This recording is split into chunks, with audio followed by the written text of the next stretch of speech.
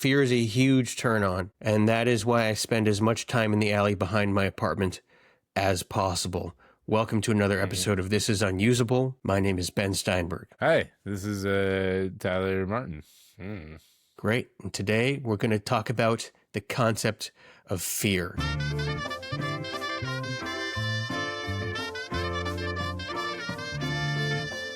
I had this idea to discuss for a long time. And by a long time, I mean I thought about it maybe 2 hours ago and then forgot that we were going to talk about it until very recently. So I didn't read up on it at all. All I have is my feelings. I am a scaredy cat. I'm a scaredy ass cat. Not a cool cat, scaredy cat. Meow. Meow. I'm afraid of nothing. That's a funny pun. I'm afraid of nothing. Get it? Not because there's nothing to be afraid of. It's because there is nothing, and I'm afraid of even that.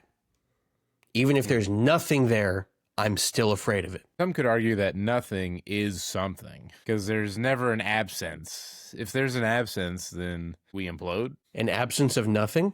No, absence of anything. So nothing has to be something because there's constantly energy filling any voids in the universe.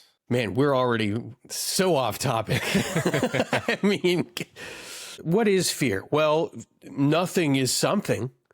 So therefore, it's the universe. The universe exists. But what does it mean to be afraid when there's nothing to be afraid of? That, I guess that's anxiety. The universe exists. White men get podcasts. Step 3, profit. I wish you'd stop calling me white. I'm a Jewish man and therefore do not qualify. Okay, so I'm a white man, okay, but I'm Jewish, so I'm not white. So I have all the benefits of passing as a white person, but without any of the guilt of actually being a white person. And to me, that is, I think, the best of both worlds. What do you say to that? I'm afraid of labels. Scaring me, Ben. I apologize. I am a scary person. I used to be afraid of, like, my dad had a friend named Bill. He was the larger of two friends that were named Bill that my parents had. So we called him Big Bill. It should have been Little Bill. I love that. That's like one of my favorite things in the world is when, like, you have whatever, two Kevins and one's big and one's small, and you call the big one Little Kevin. There was a Little Bill, and he was littler. Was that an animated show by Bill Cosby? Little Bill? It absolutely might have been, but in this case, hey, can I come and play the Pokemon with you on the playground? Oh, my dad gave me some Jello pudding pops. That's a pretty good impression, man. What else you got? I also go to bars. You don't just talk the talk, you walk the walk. Look, method acting means going all the way. Right. Now you just got to do the blackface and you'll be a real Bill. You'll be the genuine article, Bill Cosby. I think at this point, Bill Cosby's white. You think so? You think he's such a rapist that he became a white person? Is that what you're saying? Yeah. Yep. such a serial rapist, and he got away with it so long that he may as well have been white. Mm-hmm. Right. So, Big Bill and Little Bill. Big Bill was a friend of my parents. He's a friend of my parents. He's a very nice man. I know him. But he was bigger. So I would be afraid when he'd come by because I was a scaredy cat when I was, 3, 4 years old. And they'd say, Ben, why are you afraid of Big Bill? And I'd say, que paf, he's so big. That was your voice? Yes. Que paf, he's so big. I had a lisp when I was younger. What? My parents sent me to a speech therapist named Vera Masters, who gently one day explained to me that the child who was in there before me was there because he was retarded. And those are her words. And it wasn't the wrong thing to say. She was a speech therapist. It was not coming from a place of malice. That was just the word she used. And I never forgot that. That word is, derived from Latin. It's part of the Romance language. It just depends if you use it derogatorily or not. Right. Exactly. But now there are other words to use when describing somebody who's mentally disabled.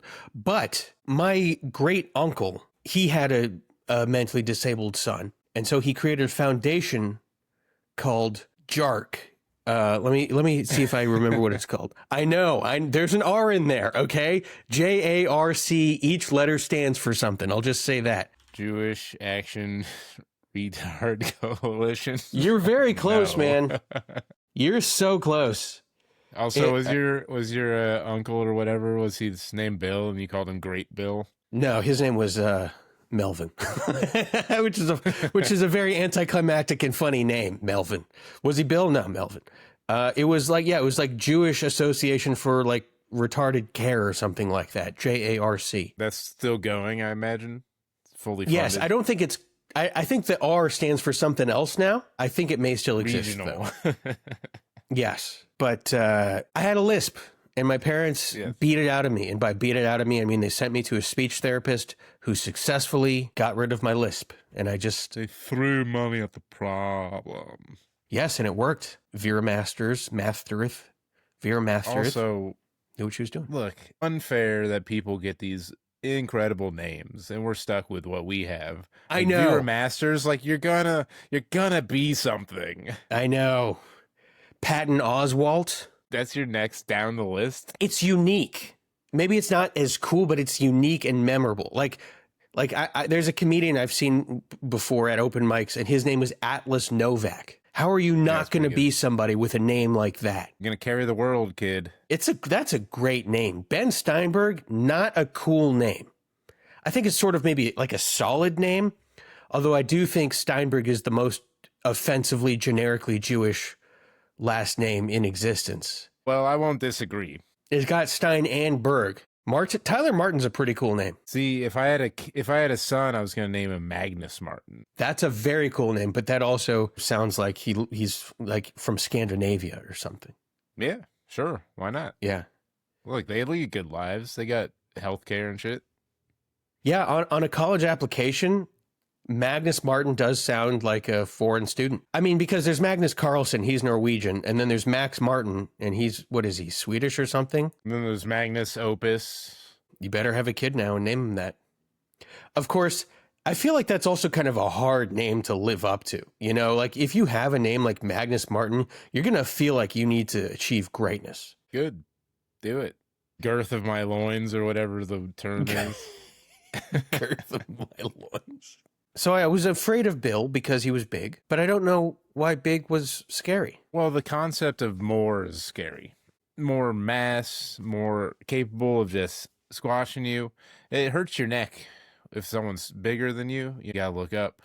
That's scary. You don't want neck injuries. Yeah, but I was 3 or 4. Everyone was bigger than me.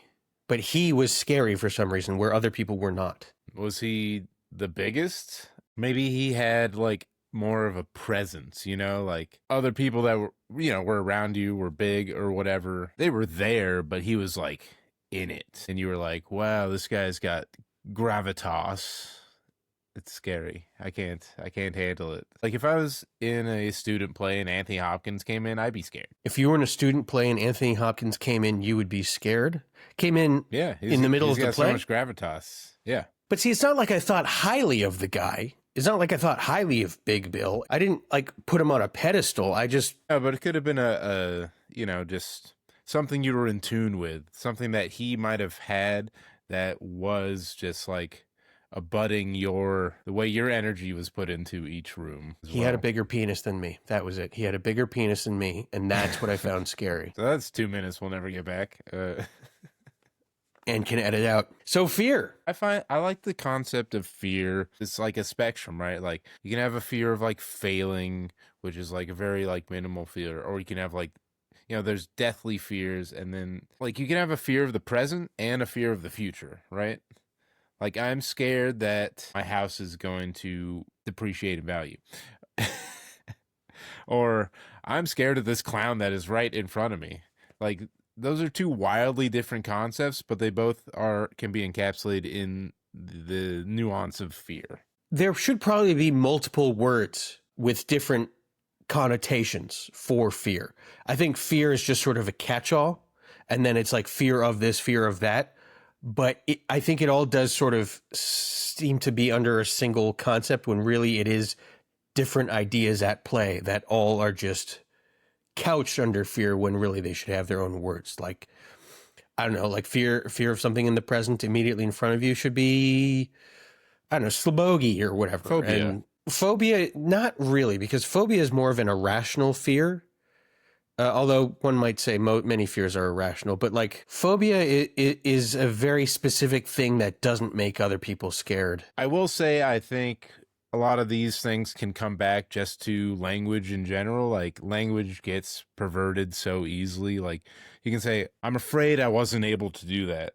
Like you're not scared. There's not, a sense of doom inside of you. You just were like, I couldn't get to that thing. So, I mean, that's more of a figure of speech. right. But it's still the same word, right? Being afraid of the dark and being afraid of just having not been able to complete like a task, right? Like, it is interesting how words like that make their way into other parts of the language and then sort of stop meaning what they actually mean because they take on a new meaning as part of a phrase. Like, I'm afraid means you're scared.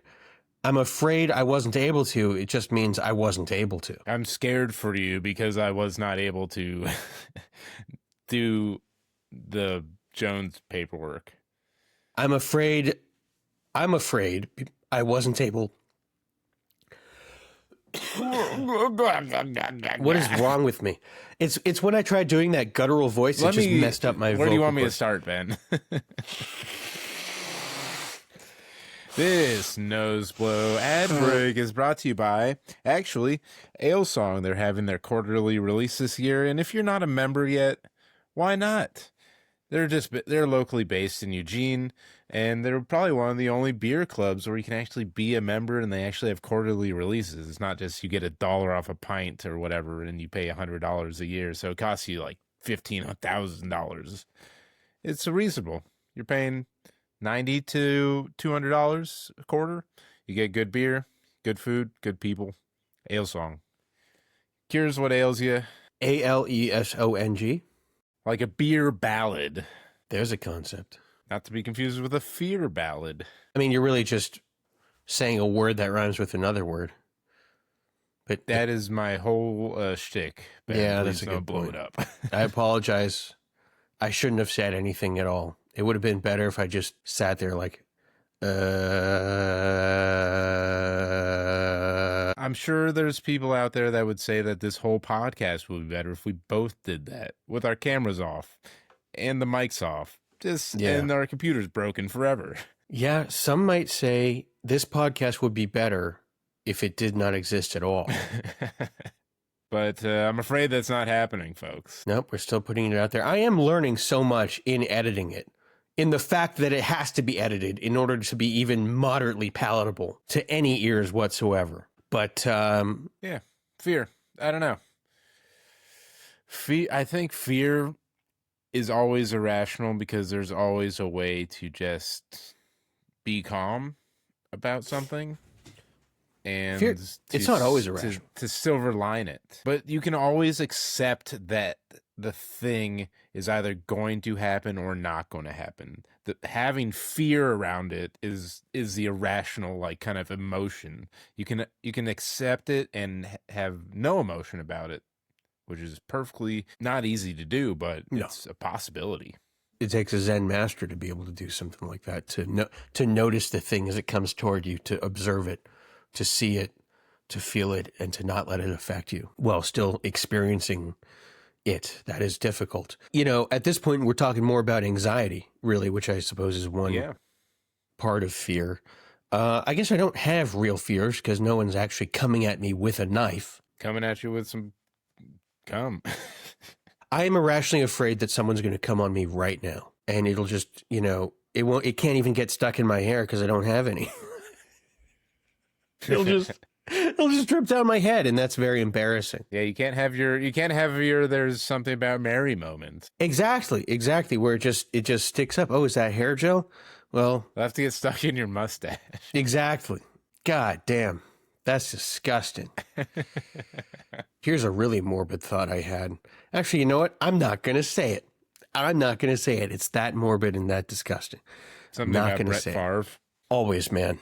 My worst thoughts involve Brett Favre, and his very jizzable beard. Guy that loves to play with the money of reasonable taxpayers. What do you mean? You don't remember that whole like scandal? Apparently they gave him money to dock at places, and he never even showed up to dock at them. And this was like taxpayer money. Well, he's just being an American. You can't fault him for that. That's just Well, what the justice, the judiciary did, I believe, fault him for that. right, but I as an American cannot fault him for a successful grift is what I'm saying.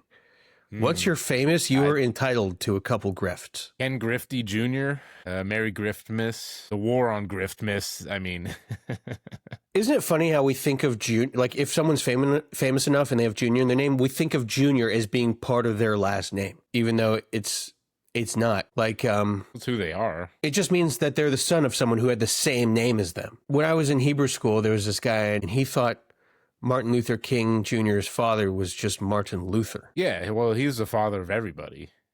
You know, the Protestants or whatever. The Protestant Reformation, isn't that what it was called? Yes. What are we talking about? What the fuck? All right. He reformed all those Protestants. All those prostate Look, testants. I'm contestant. And I'm Protestant. I'm Protestant.